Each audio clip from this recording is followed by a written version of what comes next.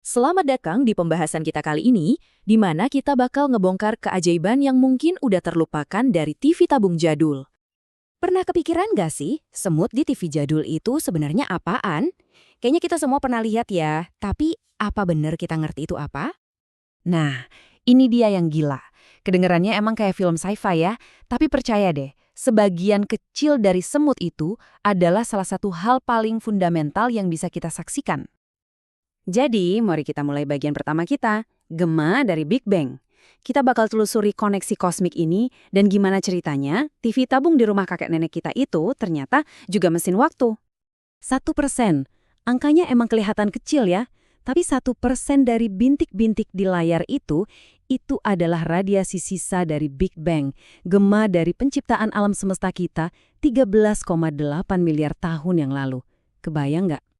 Oke, pertanyaan selanjutnya. Gimana bisa TV jadul nangkep sisa Big Bang secara nggak sengaja? Nah, buat jawab itu, kita harus masuk ke bagian kedua. Kita perlu paham dulu, gimana sih sinyal TV itu bisa terbang ke rumah kita?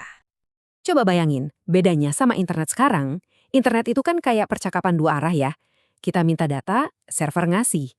Nah, TV analog itu beda banget. Dia itu kayak teriakan satu arah. Stasiun TV itu ibaratnya cuma teriak sekencang-kencangnya ke segala arah dan berharap ada TV yang ngangkep.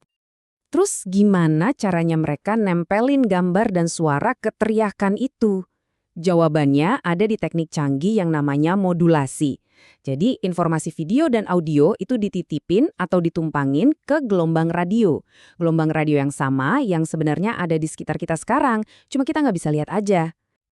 Oke, jadi udara di sekitar kita ini penuh sama sinyal TV yang berterbangan kemana-mana. Pertanyaannya sekarang, gimana caranya TV di ruang tamu kita bisa nangkep sinyal yang gak kelihatan ini? Nah, pada dasarnya ada dua cara utama.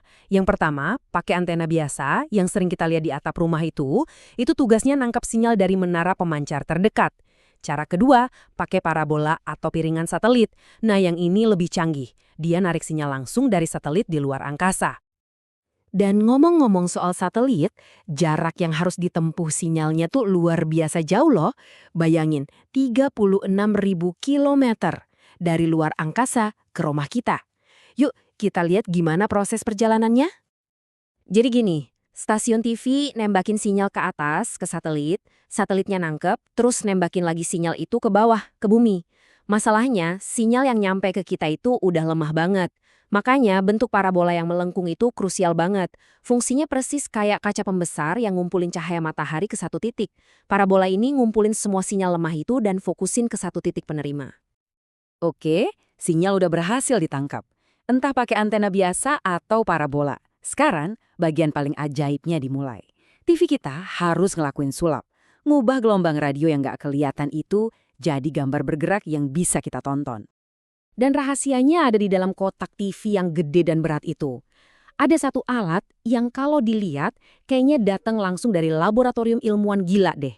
Namanya Cathode Ray Tube atau tabung sinar katoda. Biasa kita singkat CRT.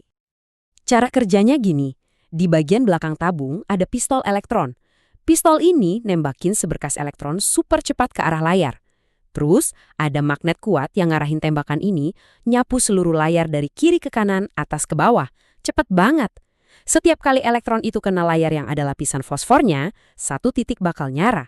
Proses ini diulang terus-terusan. Saking cepetnya, otak kita ketipu dan ngelihatnya jadi gambar utuh. Seberapa cepat lukisan itu dibuat ulang? 60 kali setiap detiknya. Gila kan? Makanya gerakannya kelihatan mulus. Ini semua berkat fenomena yang namanya persistence of vision atau kegigihan penglihatan. Intinya, mata dan otak kita nggak bisa ngeproses gambar secepat itu, jadi kelihatannya nyambung terus. Tapi, di balik semua keajaiban teknologi yang kesannya sederhana ini, ada satu sisi gelap. Ada celah keamanan yang kayaknya mustahil banget terjadi di era digital sekarang yang serba aman. Begini masalahnya, sinyal TV analog itu kan diteriakin gitu aja ke udara bebas. Nggak ada enkripsi, nggak ada password. Artinya, siapapun yang punya pemancar radio yang lebih kuat dari pemancar stasiun TV, secara teori bisa ngebajak siarannya. Mereka tinggal teriak lebih kencang. Dan ini bukan cuma teori loh. Kejadian ini benar-benar terjadi dan jadi salah satu misteri paling aneh dalam sejarah media yang sampai sekarang belum terpecahkan. Kita ngomongin soal insiden Max Headroom. Jadi, ya itulah kelemahan fundamental dari sistem analog. Nggak ada enkripsi, sinyalnya ada di udara, bisa diakses siapa aja. Modal utamanya cuma satu, pemancar yang lebih kuat. Dan karena teknologinya kayak gitu, melacak lokasi si pembajak secara real time itu hampir mustahil. Ini semua ngebawa kita ke sebuah pertanyaan kan? Sekarang kita emang punya streaming yang gambarnya jernih, super aman, bisa ditonton kapan aja. Tapi di tengah semua kesempurnaan itu, jangan-jangan kita juga kehilangan sesuatu.